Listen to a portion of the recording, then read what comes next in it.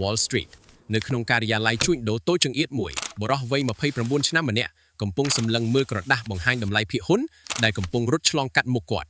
ឈ្មោះរបស់គាត់គឺ Jesse Livermore នៅពេលនោះគាត់ធ្លាប់រកលុយបានជាច្រើនលើកហើយក៏ធ្លាប់បាត់បង់ទ្រព្យសម្បត្តិរបស់ខ្លួនជាច្រើនលើកដែរប៉ុន្តែសប្តាហ៍នោះគាត់បានធ្វើការភ្នាល់ដ៏ធំមួយប្រឆាំងនឹងទីផ្សារហើយបន្ទាប់មក Panic of 1907បានផ្ទុះឡើងធនាគារនៅទូទាំងសហរដ្ឋអាមេរិកចាប់ផ្ដើមដួលរលំទីផ្សារភ័យស្លន់ស្លោប៉ុន្តែ Livermore ដើរចេញពីទីផ្សារជាមួយប្រាក់ចំណេញប្រហែល$3លានសារព័ត៌មានចាប់ផ្ដើមហៅគាត់ថា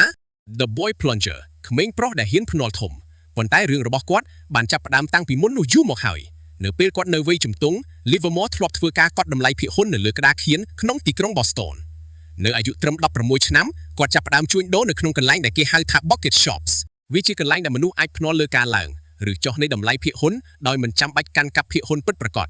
Livermore មានសមត្ថភាពពិសេសមួយគាត់អាចអាន ticker tape ឬនិយាយឲ្យសាមញ្ញគឺអាចសង្កេតមើលចលនាតម្លៃហើយមានអារម្មណ៍ថាទីផ្សារកំពុងត្រៀមផ្លាស់ទីទៅទិសណាមុនពេលអ្នកដទៃមើលឃើញវាប៉ុន្តែទេពកសលនោះមានចំណុចខ្សោយមួយគាត់អាចឈ្នះយ៉ាងធំបន្ទាប់មកចាប់ផ្ដើមមានទំនុកចិត្តខ្លាំងពេកហើយនៅទីបំផុតបាត់បង់អ្វីស្ទើរតែទាំងអស់ឆ្នាំ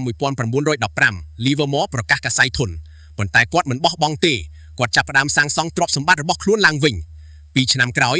ឆ្នាំ1917គាត់ក្លាយជាអ្នកមានម្ដងទៀតប៉ុន្តែប្រវត្តិសាស្ត្រនឹងធ្វើឲ្យគាត់ត្រូវប្រឈមមុខនឹងការសាកល្បងដ៏ធំបំផុតខែកញ្ញាឆ្នាំ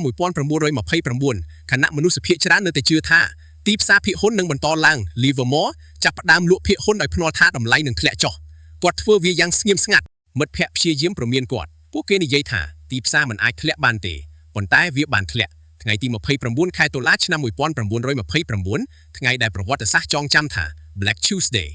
ទីផ្សារភាគហ៊ុនបានបាត់បង់ទ្រព្យសម្បត្តិរាប់ពាន់លាន$ក្នុងរយៈពេលជួញដូរតែមួយខណៈមនុស្សរាប់លានអ្នកកំពុងមើលទ្រព្យសម្បត្តិរបស់ខ្លួនរលាយ Livermore កំពុងឈរនៅម្ខាងទៀតនៃទីផ្សារ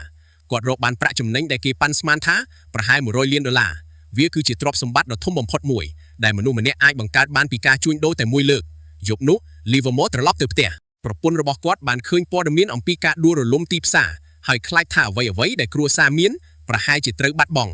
នាងបានប្រមូលកូនដោយគិតថាគ្រួសាររបស់នាងអាចប្រឈមនឹងគ្រោះមហន្តរាយហិរញ្ញវត្ថុប៉ុន្តែ Livermore ប្រាប់នាងថាពួកគេមិនដែលមានទ្រព្យសម្បត្តិច្រើនបែបនេះពីមុនមកទេប៉ុន្តែភាពជោគជ័យនោះមិនបានស្ថិតនៅជាមួយគាត់ជារៀងរហូតទេក្នុងទសវត្សរ៍ឆ្នាំ1930ទ្រព្យសម្បត្តិរបស់ Livermore ចាប់ផ្ដើមរលាយបាត់ម្ដងទៀតការជួញដូរមិនល្អជីវិតគ្រួសារដែលបាក់បែកនឹងសម្ពាធផ្លូវចិត្តពីការរស់នៅជាមួយការឡើងចុះរបស់ទីផ្សារអស់រយៈពេលជាច្រើនទសវត្សរ៍ចាប់ផ្ដើមធ្វើឲ្យគាត់បាត់បង់ការគ្រប់គ្រងឆ្នាំ1934 Livermore ប្រកាសសរសៃធនជាលើកទី2បុរសដែលធ្លាប់រកបានរាប់សិបលាន$ឥឡូវនេះត្រូវចាប់ផ្ដើមគិតពីការសាងជីវិតឡើងវិញម្ដងទៀតគាត់ព្យាយាមបង្រៀនអ្វីដែលគាត់បានរៀនពីទីផ្សារឆ្នាំ1940គាត់បានបោះពុម្ពសៀវភៅមួយស្ដីពីសិល្បៈនៃការរំពឹងទុកនិងការជួញដូរប៉ុន្តែមានមនុស្សតិចណាស់ដែលចាប់អារម្មណ៍ហើយបន្ទាប់មករឿងបានឈានដល់ចំណុចដ៏សោកសៅបំផុតខែវិច្ឆិកាឆ្នាំ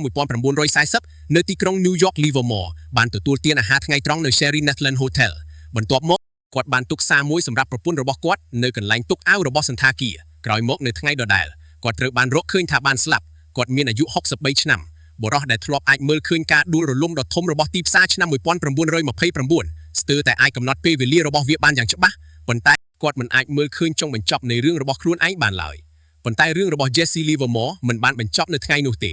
ច្បាប់និងគោលការណ៍ជួញដូរដែលគាត់បានបន្សល់ទុកនៅតែត្រូវបានសិក្សានិងនិយាយដល់ក្នុងពិភពហិរញ្ញវត្ថុសៀវភៅរបស់គាត់នៅតែមានអ្នកអានរហូតមកដល់សព្វថ្ងៃហើយ ticker tape ដែលគាត់ធ្លាប់អានយ៉ាងច្បាស់បានបន្តរស់រានមានជីវិតសូម្បីតែបន្ទាប់ពីមនុស្សដែលអានវាបានចាក់ចេញពីពិភពលោកនេះ Jesse Livermore មិនមែនគ្រាន់តែជារឿងរបស់ trader ដែលឈ្នះទីផ្សារទេ